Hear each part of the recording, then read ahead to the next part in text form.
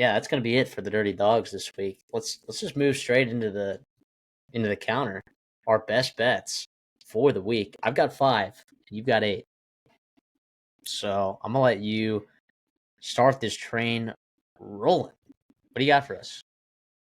I'll go Missouri in a bounce back spot here. They play 11 a.m. at Massachusetts, by the way, who I'm a huge proponent of Power 4 teams going on the road against G5 schools.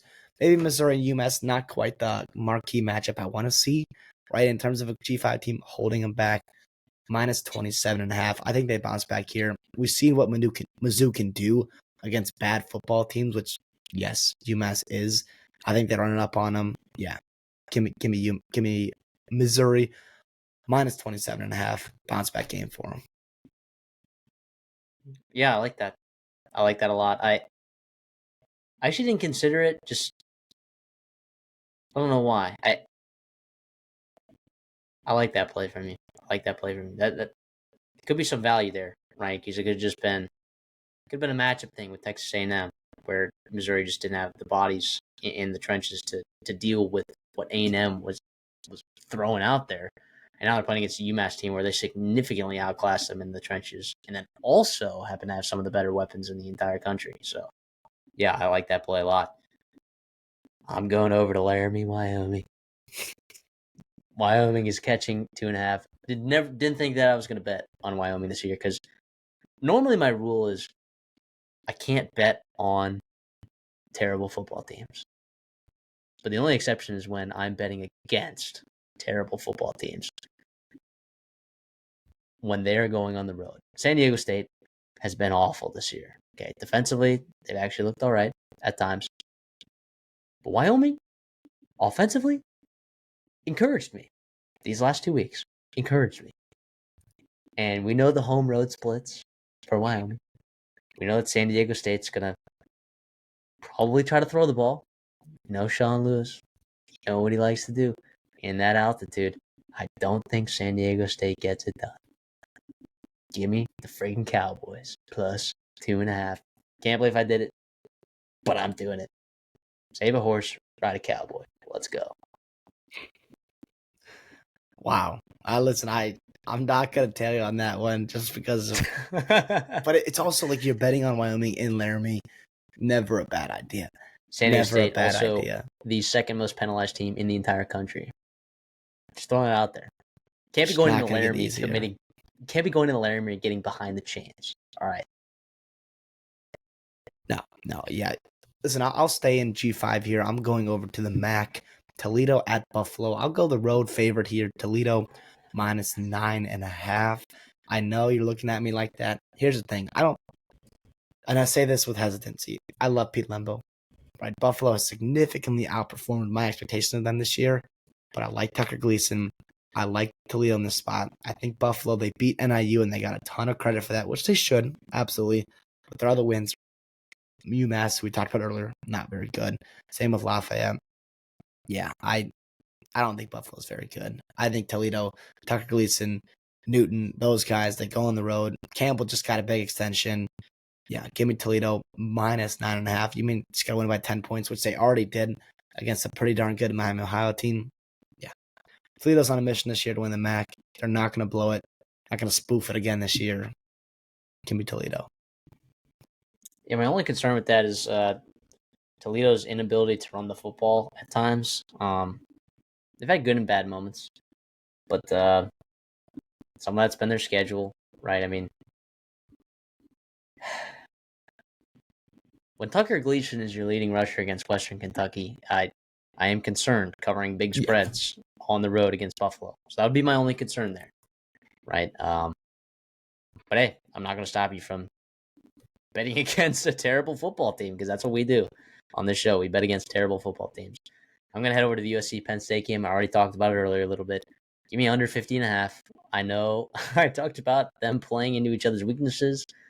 I just think they do enough. I think there's a chance that both these teams play fast, and I totally get absolutely kablamoed in the first half, and I realize that I'm an absolute idiot by the end of the first quarter. But I think USC struggled to put the ball in the end zone. I think Penn State, there's a chance that they struggle to put the ball in the end zone. And if they do, they're going to have to do it running the football. I'm on USC Penn State under 50.5. You know, give me 28-21. All right. Feed me that score and I'll be feeding families with these winnings. All right. So USC Penn State under 50.5. I love that for you. Going to the ACC here, I'm going to rip 2 off right now while I have a chance. Syracuse minus 4.5 at NC State. I do not think NC State's a very good football team. Syracuse, I was very impressed with how they played against UNLV. Yes, they probably could have lost that game for sure, but they went on the road and I think beat a very good G5 football team. I'll give them a ton of credit for that. They got to come back and go on the road again. Hopefully the attrition doesn't get to them, but they did play Friday night, so they did have the extra day to travel, which is really nice for them. And also stay in the ACC, Georgia Tech minus 5.5 over North Carolina. Again, another road favorite. I know. Super scary. I get that. But North Carolina is not a good football team. Georgia Tech is kind of question mark. I think they're frisky. I think they get this game. They're staring down a bowl game right now. If they can beat the 2 North Carolina schools, or I guess they've already beaten 2 of them. But yeah, I'll go Georgia Tech minus 5.5 at UNC. Yeah, I feel better about the Georgia Tech one. I actually like that one a lot. I thought about taking it. I really did. But then I thought about Mac Brown and how he just loves to screw me over. So I don't know. I guess that wasn't the only reason. I worry about turnovers with Haynes King. It's always hard to take Georgia Tech as a favorite for me. Yeah. Syracuse, they finally ran the ball well with LaQuinn Allen, and I think that if they continue to do that, I think that's a really good play for you. Okay, because I think you might be getting that before that market kind of catches up on Syracuse's offense. Because we know that Cal McCoy's been slinging the pill. We haven't seen LaQuinn Allen run the ball all that effective. He looked really good against UNLV when he touched the ball in the passing game and in the run game. So I would anticipate them running the ball against the NC State defense, which is susceptible to, I don't know, everything. So, yeah, I like that for you. Let me go over to the Big 12. BYU is laying 4.5 at home in Provo against Arizona. A team like Arizona that relies on, I don't know, slinging the pill a little bit to some guys. BYU has played some exceptional defense and at altitude. I don't know. Arizona might struggle a little bit. I was not impressed with Noah Fafita last week. I know he ended up with okay stats. Haven't been impressed with Fafita a ton this year. I think this is a spot where BYU, and I don't know if I'm just buying BYU at the top of the roller coaster and it's all downhill from here, but I like them at home. If they're on the road, I would not be taking this at all. Give me BYU minus 4.5 at home. Yeah, listen, I wanted that bad too, but again, kind of like how you are with Iowa State, I am a little bit cautious. I'd rather be late to the party on BYU than kind of jump in while it's crashing down. Yeah, that is what it is. That's a big game in the Big 12 there for sure. I'll go to the back to the MAC, and I'm going to go Miami, Ohio minus 2.5. I already bet on them against them this year at Cincinnati, but they have played a brutal schedule so far. Right, not only did they have Northwestern, Cincinnati, and Notre Dame in their out of conference, but they also had to open up conference play against Toledo. Yes, Eastern Michigan is 4-1, right? Yes, their only loss is to Washington, but have they really been super, super impressive? Right, we saw Kent State, kind of hang in there for a while with them, and Kent State's not a very good football team, and they might struggle to win a game all year, right? Holy cow! And listen, I'm ready to ride Miami, Ohio now in the MAC here. I think a lot of teams have a chance to win that league, right? And I think they understand they lost to Toledo, sure, but they can still accomplish all of their goals. And this is a big one here. Eastern Michigan on the road, 1 p.m. start Central Time. Yeah, under a field goal, I'll go Miami, Ohio. All right, I'll let you take another one because I've only got 2 more after this one, and you've got 4?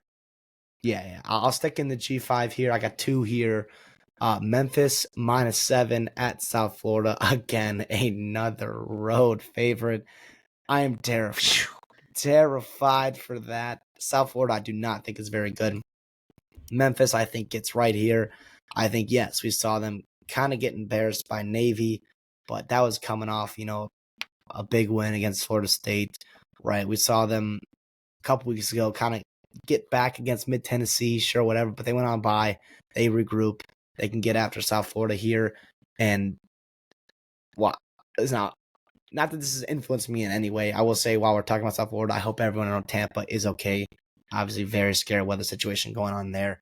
I'm not picking against them because of the weather. I'm not doing anything like that. I'm not rooting against them. To be honest, I'd love to see South Florida get a win there. I've been rooting for that program for a while now.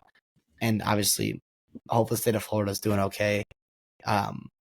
Yes, with that being said, moving on, I'll go Southern Miss at Louisiana Monroe. Damn it. Give me the Warhawks, right? UL Monroe -6.5. I'll take a home favorite now. I'll take a home favorite. Feel good about that. Southern Miss is terrible.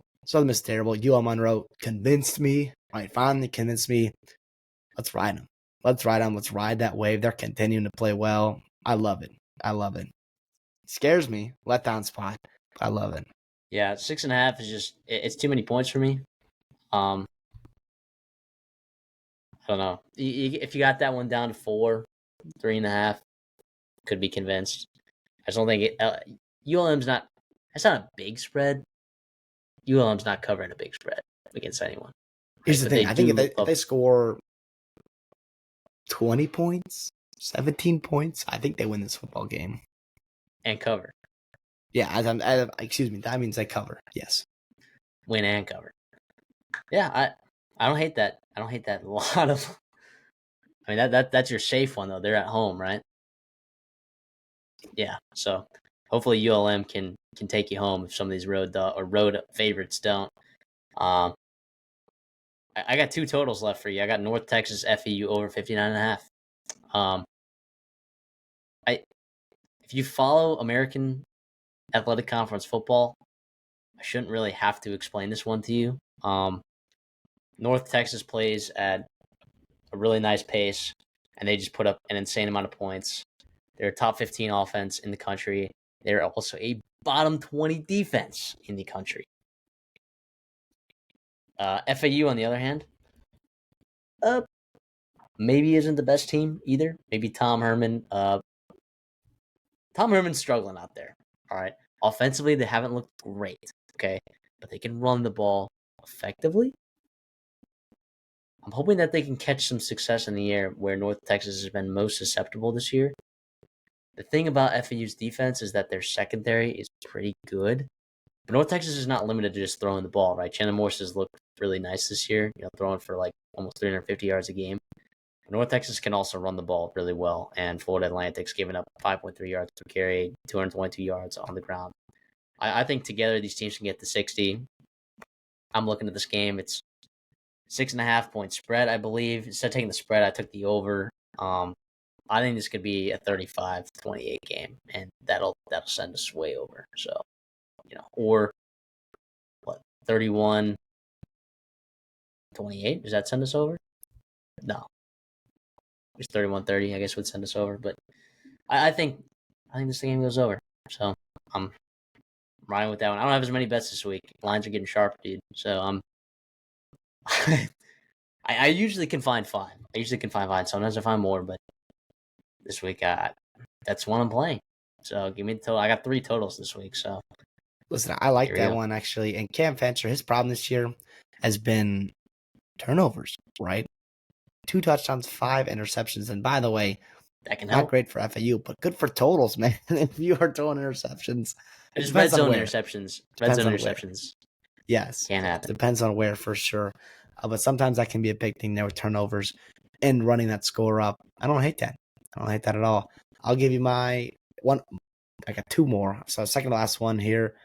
You're on Vandy and our Dirty Dogs. I'm on Kentucky on the counter, -13.5.